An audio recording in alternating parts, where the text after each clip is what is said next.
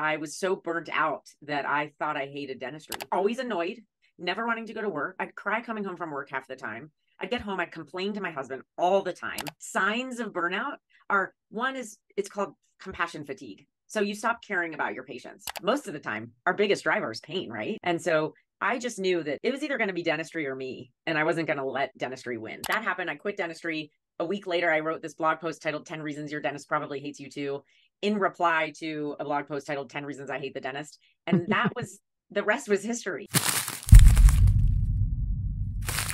Ladies and gentlemen, Dr. Laura Brenner of Dental Side Gigs. How are you today, Dr. Laura Brenner? Hey, Johnny, I'm doing great. I'm excited to be here with you. Yes, and thank you so much for being here. It's been a while. We've been trying to connect, and finally we did, and I'm really excited to have you here. Before we jump into Dental Side Gigs and how that came about and how you decided, hey, look, dentistry is not for me. I'm going to create this whole other career around it and now coaching around it. Let's start from the beginning. I mean, tell us how you got into dentistry in the first place and bring us up to speed where you are, briefly. Yeah, like so many people, we look at dentistry and it's a really great career and we see all the good sides of it and we want it to be amazing. And we think it's going to be everything for us. And I really thought it was going to be great. And I got into practice and I liked dental school. Dental school was cool.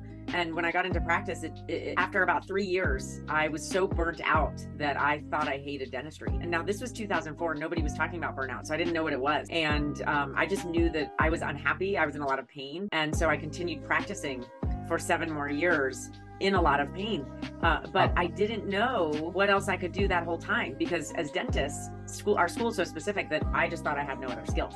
So I stayed stuck for way too long. But with the job that I'm doing now, with real estate and helping dentists, I get to know firsthand about a lot of people, and it surprised me and that there is a lot of pain with dentistry. I mean, what type of pain do you have? And describe what kind of symptoms of burnout that you're having. And I'm sure a lot of the people that are viewing this can resonate. So I was feeling, I'd say that always annoyed, never wanting to go to work, cry coming home from work half the time. I'd get home, I'd complain to my husband all the time. It got to a point where he was like, sort this out. Like our marriage is not going to survive this. And we had a great marriage. We still do. And luckily his ultimatum was actually permission for me to do something, right? He's like, I don't care what we need to do. If we have to move, let's do it. But the biggest problems are, I'd say, signs of burnout are, one is, it's called compassion fatigue. So you stop caring about your patients. You stop empathizing with them. Their problems became my problems. And instead of seeing their problems as solutions that I was there to fix, they just brought me down.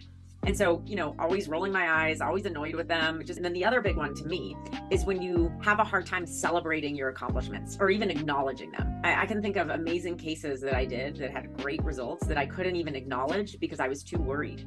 What was going to go wrong? What was going to break? Who was going to get mad at me? Were they going to sue me? And so when you can't think about how important we make dentistry, right? We make it our whole world. If you can't even acknowledge your achievements and accomplishments in it, it's going to be a long road. So there was never the joy. I was just always bogged down by fear and worry and anxiety. That's when you realized that you had a problem. You decided I need to make a change. What was that change that you made? You know what? It wasn't that easy. It was everything you've just described was true for me too. It was like I couldn't find a way out. But what I love about what you do is you help people create that financial safety that is probably one of I'd say the top thing that keeps us stuck. It's that financial safety. And we didn't have that. 2004, 2011, we didn't have communities like this where we could connect with others and learn how to do it. So I really had to start from the inside out and change how I viewed abundance and scarcity and money and what I really needed to be happy in life. And so I had to change my whole belief system in order to allow myself to shift. So ultimately, I had to just kind of take it down a notch and what I call start dating my career. And it was really just playing. And I started blogging about things I liked so I could reconnect with my creative thinking because we're so trapped thinking we have no other skills, which is not true at all. And then it just started opening my eyes and I started seeing opportunities. And ultimately I left dentistry to become a weight loss coach. I always had the plan that once I could build up my weight loss coaching business, then I could quit dentistry and I could never get it enough. I could never get it to where I wanted it. So I kept putting off quitting. Finally, my boss was like, I'd love for you to, nobody knew. I mean, I had on paper a great career. Patients loved me. My colleagues liked me. I'll say liked, I won't be so, big-headed. my colleagues like nobody knew. It was a secret. I was living in the closet. And my boss was like, I want you to buy my practice. I want to pass it off to you and let's start now. We'll start the process. And then in a year, I can retire. And I knew at that point that I couldn't lead him on. I knew that in a year I wasn't going to want to own a practice. So it forced me to quit. And my point is, I quit for him, not for myself. And so I get how hard it is to really find that courage to make that change. But what I know now is once you do it, we are the ones in our own way. We're the only thing standing in our way, and there's support out there and there's a method. So ultimately that happened. I quit dentistry. A week later, I wrote this blog post titled 10 Reasons Your Dentist Probably Hates You Too, in reply to a blog post titled 10 Reasons I Hate the Dentist. And that was, the rest was history. I mean, that was where I started hearing, it went viral overnight. Went viral, really? So now this is a blog post. I do know this story. I remember you told me about it, but this is a great story. So now you wrote a blog post. The famous blog post, famous, however you want to put it. That's right. The blog post went viral that said 10 reasons why your dentist probably hates you. Right? Yeah. That's awesome. It was like a collective sigh of relief in the whole dental community. Everyone was like, thank you. Because this was 2011. People say this stuff all the time now, right? Yeah. Nobody was saying this in 2011. So it was like the whole dentist, like even parents of dentists, children of dentists, spouses, they were like, thank you. Someone's finally said it. And we had a great time. Where did you post this? It was on my blog. And then I posted it on Facebook, and everybody started sharing it on Facebook. Yeah. So I credit Facebook for my business today, because it went viral literally that night. It was crazy. Wow. So now what did you do with that? I mean, a lot of people might say, hey, that's awesome, and then they don't do anything with it. You obviously took some initiative. What did you do with it? I started blogging instead of writing about food and travel, and I had like 6 people ever read my blog. I started blogging about my journey into and out of dentistry. So I spent 6 years blogging about it, emailing with people, talking to them, sharing stories, connecting. And then finally I had tried all these different side gigs through the years. And I was like, you know what? This is stupid. Why are you not allowing yourself to go back and help other dentists do what you had no support doing, and what you know that people really need that help, that support. And so I went back, got my coaching certification. And so 6 years after quitting, I finally gave myself permission to do that. And guess what? It's what I was meant to do, right? Now tell us about your group, and tell us about this coaching that's come about. Now you have a very specialized type of coaching, right? So now you coach dentists that are feeling like this and they want to find another side gig, side hustle, whatever you call it. Tell us about that. It is burnout related, right? Because hating what you do, hating your work is very tied to burnout. And so it's really important, I think, to diagnose your burnout so that you can find the right treatment plan for your burnout. And I'm telling you this because this really fits into who I like to work with, because the results matter when you're honest about your diagnosis, right? What do they say in dentistry? Find the right diagnosis and you can find the right treatment plan, right? And if we say there's 2 types of burnout, there's burnout where you love what you do, and there's burnout when you hate what you do. They have very different treatment plans. They feel the same in the moment, but when you love what you do, when you get burnt out, you just need to take breaks. You need to go on vacations to refresh. You need to get support, right? You need to continue doing more to reinvent yourself and constantly be evolving in that space. But when you hate your work, trust me, because this was me, you do all those things and it never works. You come home, you leave yoga, you feel just as bad the minute you walk out the door. You come home from vacations, you're actually dreading coming home from day 1 of your vacation, and you spend your whole vacation worrying because you don't want to go back to your life that you can't stand. So those things don't work, right? When you're burnt out and you don't like what you do, there's one solution. You got to change what you're doing. So I love working with people who are real, who are like ready to be honest about their diagnosis.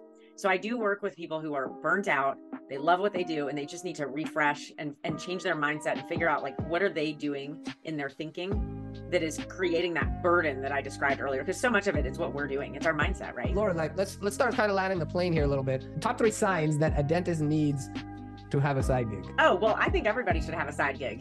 Okay. Because security, safety, it makes it not your whole world, right? Like when one thing goes wrong in the dental office, you catastrophize it. But when you have a side gig, it gives you perspective. So that's why everyone should have a side gig. Yeah, signs, I would say one sign is that you've tried everything to fix your career.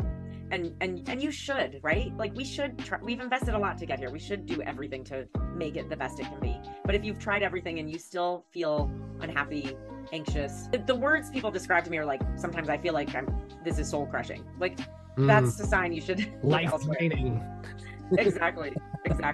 Yeah. Top 2 or 3 resources, digital resource, book, app, anything that you've found impactful in your personal or your business life. Yes. So I love the book called The Slight Edge. Slight Edge. The Slight Edge. It's by Jeff Olson. Okay. And he breaks down the philosophy behind how change really happens. Because we always think that change is, people seeing me today do not know the pain I went through. They don't know the years of being stuck, right? They just see me here now and they think it's a quantum leap into wherever you want to be. But this book breaks down how change really happens. And if you're wanting to create any change in life, this allows you to just be realistic about it and see how you can make it happen. And then the other thing I would say is the Calm app, which is a meditating. CALM, Calm. It's for meditating. And it's hard to meditate. Meditations? What's that? These are guided meditations? Guided meditations. Yep. And they've all different things. Like Jay Shetty has a cool series. It's a great app. I'm downloading it right now. It's really hard to motivate, to meditate. Yeah, no, it is. It's so hard for me, but that's a great resource. Calm app. All right. Very good. I'm going to look into all of these things here. I got Slight Edge, Miles Mentor, and the Calm app. I see it right here. Sleep, meditate, relax. Awesome. Yep.